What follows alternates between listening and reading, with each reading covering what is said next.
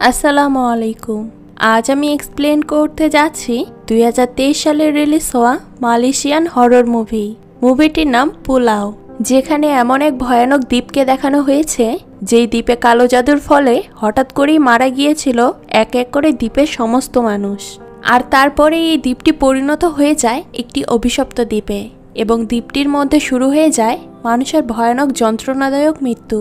তবে দ্বীপটির সমস্ত মানুষকে কালো জাদু করে কেন মেরে ফেলা হয়েছিল, আর কেনই বা দ্বীপটি পরিণত হয়েছিল একটি অভিশপ্ত দ্বীপে, সেটাই আমরা দেখব এই মুভিটিতে। তাহলে চলুন ঘুরে আসা যাক অভিশপ্ত এক দ্বীপের গল্প থেকে। তো মুভির শুরুতে আমরা একটি আইল্যান্ডকে দেখতে পাই। আইল্যান্ড থেকে একজন মহিলার কান্নার আওয়াজ ভেসে আসছিল। সে জোরে জোরে চিৎকার করে কাউকে মনে করার চেষ্টা করছে। আর সেখানে আমরা একটি রিচুয়াল দেখতে পাই, যেটি দেখে আমরা বুঝতে পারি যে সেখানে ভয়ানক কিছু একটা হয়েছে। সে সবাইকে সেখানে জোরে জোরে চিৎকার করে অভিশাপ দিচ্ছিল। এখান থেকে সিন শিফট হয় আর আমরা একটি মেয়েকে দেখতে পাই। মেয়েটির নাম ছিল ক্যাট, যে একটি ভিশন দেখতে পায়, যে ভিশনটা আমরা মুভির শুরুতে দেখেছিলাম। সে যেই ভিশনগুলো দেখতে পেত সেগুলো পুরোপুরি ক্লিয়ার ছিল না। এরপর আমরা দেখতে পাই সে তার ফ্রেন্ডদের সাথে কোথাও ভ্যাকেশনে যাবে। আর আমরা সেখানে ক্যাটের বেস্ট ফ্রেন্ড লিলিকেও দেখতে পাই। তার সাথে দেখতে পাই ইউস নামের একটি মেয়েকে, যার বয়ফ্রেন্ড ছিল দাউস। লিলির সাথে তার ভাইও ছিল, যার নাম খাই। তাদের আরও একজন ফ্রেন্ড ছিল, যার নাম মার্ক। এখানে লিলি তার কাজিন বেনকেও তাদের সাথে নিয়ে এসেছিল। তো তারা সবাই ভ্যাকেশন ট্রিপের জন্য একটি আইল্যান্ডে যাওয়ার প্ল্যান করে। তারা সবাই বোর্ডে করে একটি হলিডে আইল্যান্ডে আসে।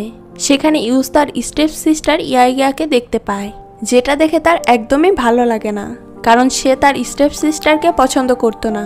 দুজন দুজনকে অপছন্দ করায় সেখানে তাদের মধ্যে একটি তর্কাতর্কি শুরু হয়ে যায়।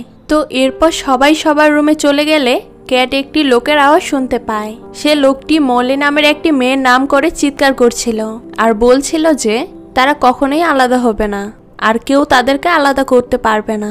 ক্যাট এই ভীষণটি দেখতে পেয়ে অস্বাভাবিক হয়ে গিয়েছিল। তাকে সামলানোর জন্য সেখানে ইউস আর লিলি আসে। তারপর আমরা খাই আর দাউসকে দেখতে পাই। তারা গোসল করার সময় নিজেদের মধ্যে কথা বলতে শুরু করে।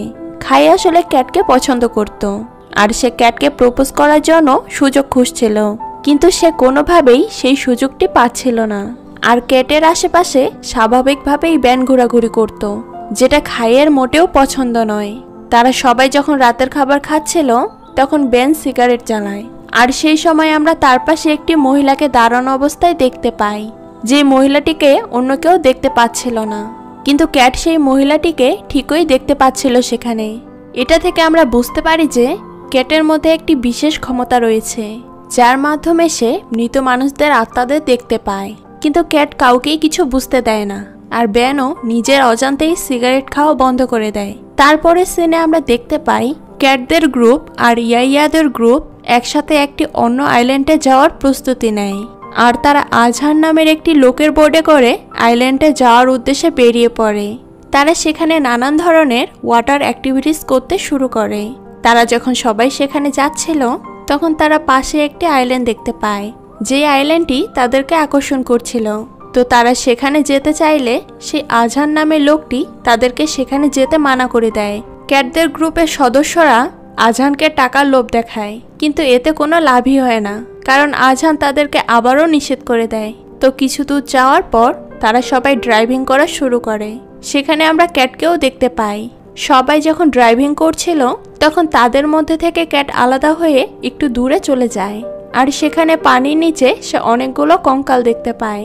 ক্যাট সেগুলো দেখে অনেক বেশি ভয় পেয়ে যায়। তখন সেখানে সে মৃত ব্যক্তিদের কান্নার আওয়াজ ও তাদের আর্তনাদ শুনতে পায়। খাই যখন ড্রাইভিং শেষে বোর্ডে উঠে আসে তখন তাকে সবাই জানায় যে ক্যাট এখনো পানি থেকে উপরে উঠে আসেনি। তখন খাই আবার পানির নিচে ড্রাইভিং করতে যায় ক্যাটকে খোঁজার জন্য। তার সাথে আজহানও আরেকজনকে নিয়ে পানিতে তাকে খোঁজার জন্য যায়।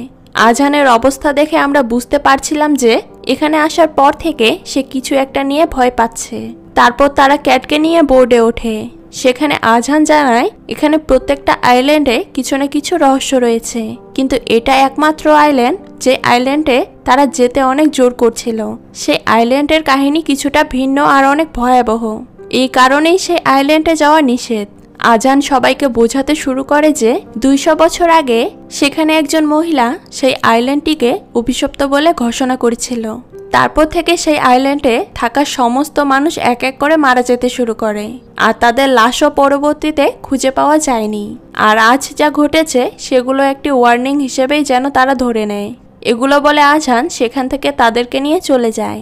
যেহেতু তারা তরুণ তরুণী ছিল, এগুলো শোনার পর তাদের আগ্রহ আরও বেড়ে যায়। তারা মোটেও বিশ্বাস করতে রাজি নয় যে এই আইল্যান্ডটা আসলে অভিশপ্ত বা ভয়াবহ।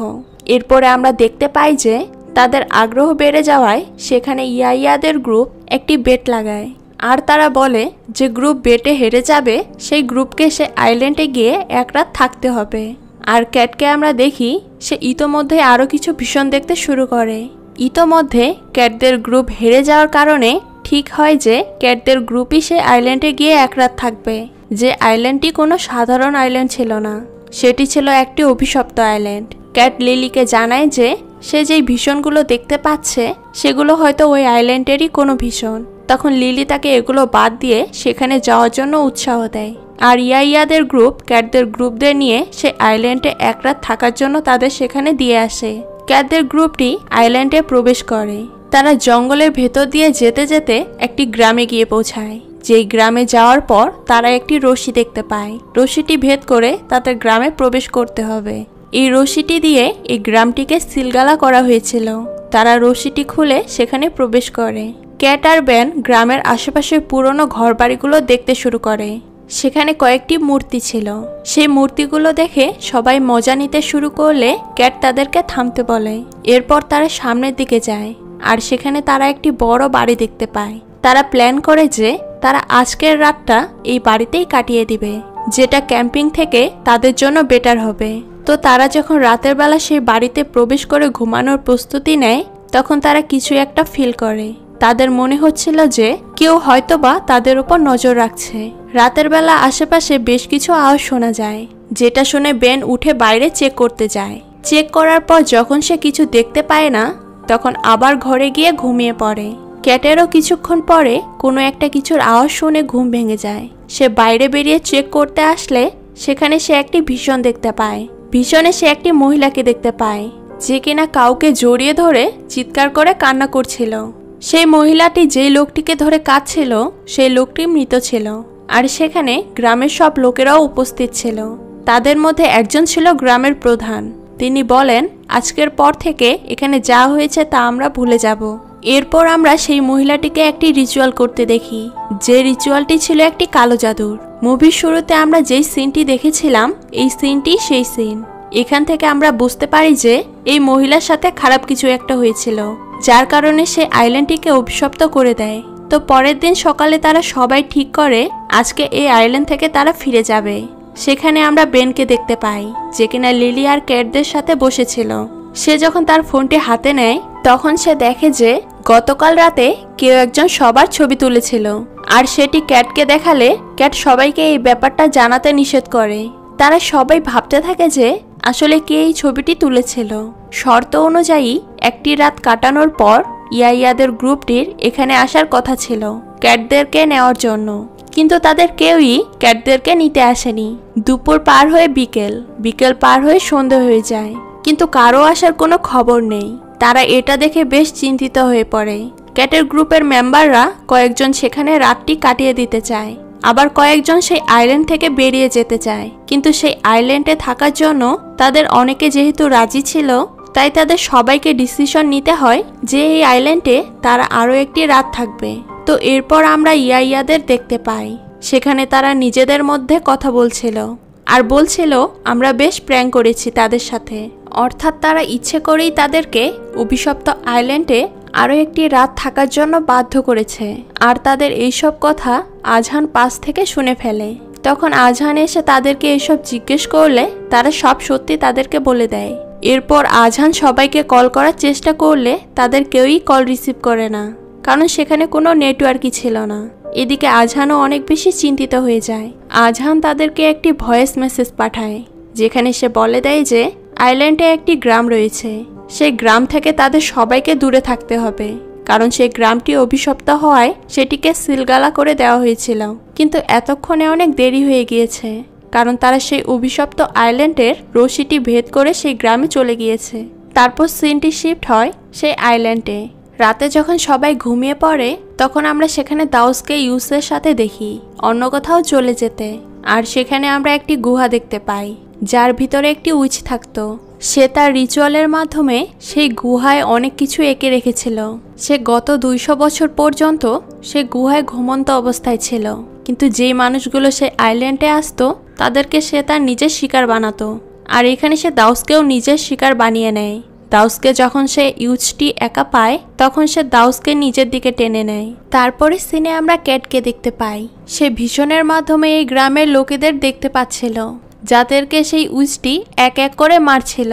এই ভীষণের কথা ক্যাট ব্যানের সাথে শেয়ার করলে ব্যান তার সব কথা বিশ্বাস করে।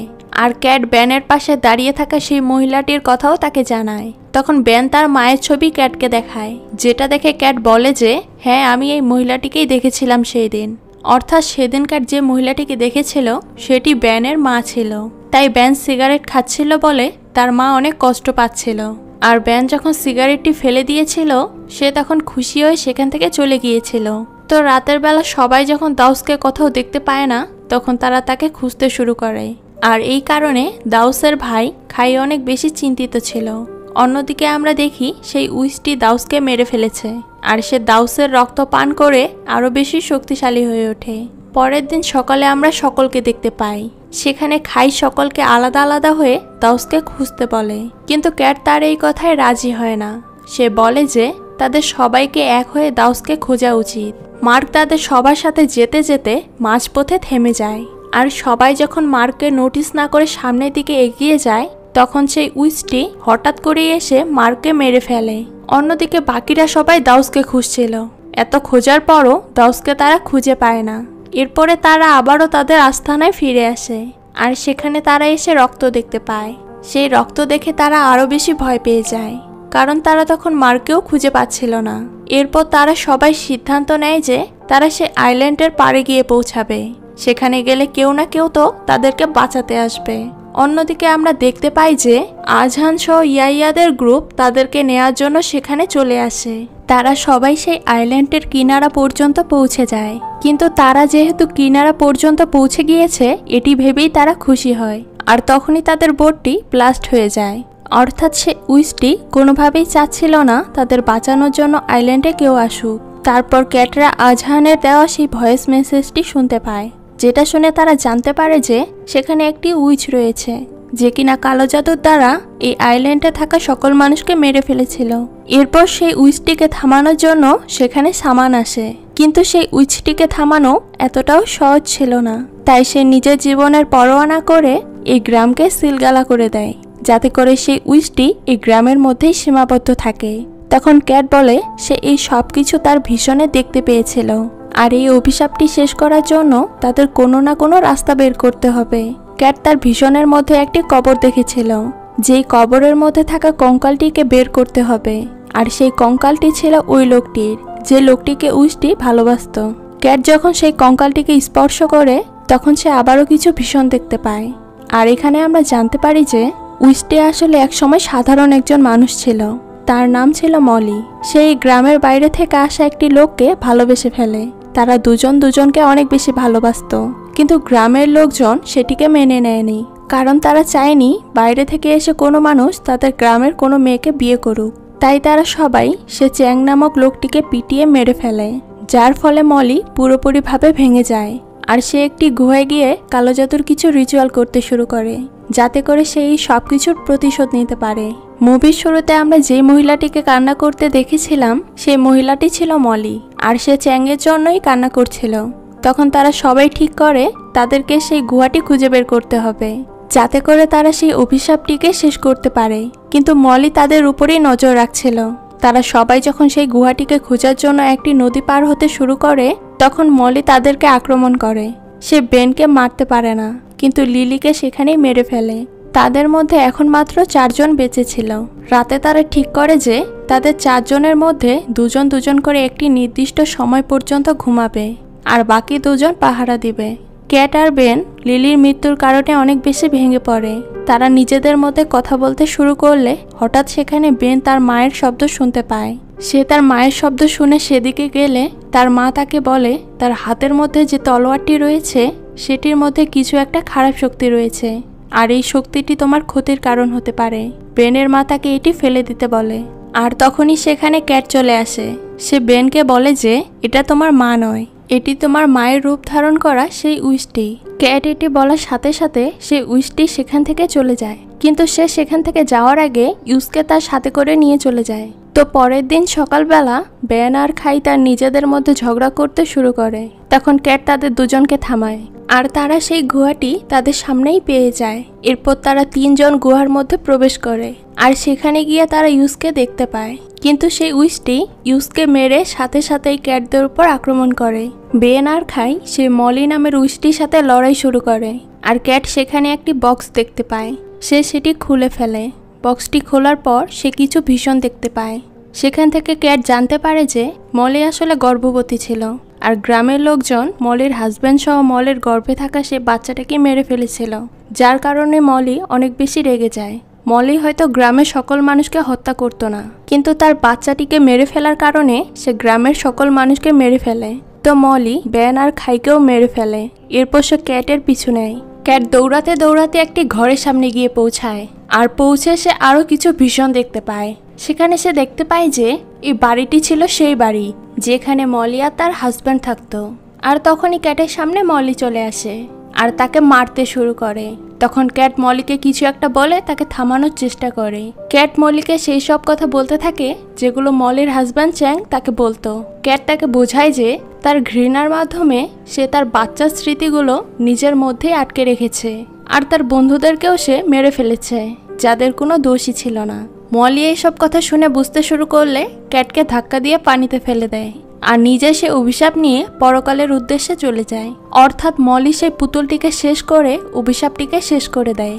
অন্যদিকে আমরা ক্যাটকে দেখতে পাই যে কিনা পানির নিচে ডুবে যাচ্ছিল, আর কোনো একটা হাত এসে তাকে বাঁচিয়ে নেয়। অর্থাৎ এই সিনটি ছিল সেই সিন যখন ক্যাট পানির মধ্যে ড্রাইভিং করার সময় ডুবে গিয়েছিল, আর তাকে বাঁচানোর জন্য খাই আজহান তারা সবাই পানির মধ্যে গিয়েছিল। অর্থাৎ আমরা বুঝতে পারি মলি ক্যাটকে সেই সময়টাতে আবার ফেরত পাঠিয়ে দিয়েছে যে সময়টায় ক্যাট ড্রাইভিং করার সময় পানির মধ্যে হারিয়ে গিয়েছিল। ক্যাট যখন বোর্ডের উপরে ফিরে আসে তখন সে তার বন্ধুদেরকে দেখতে পেয়ে অনেক বেশি খুশি হয়ে যায়। মুভির লাস্টে আমরা দেখতে পাই মলি ও চ্যাং তারা একসাথে সুন্দর একটি সময় কাটাচ্ছে, আর এই দৃশ্যটির মধ্য দিয়েই এই মুভিটি এখানেই শেষ হয়ে যায়। তো এই মুভিটি আপনাদের কাছে কেমন লেগেছে সেটা কিন্তু অবশ্যই কমেন্ট করে জানাবেন।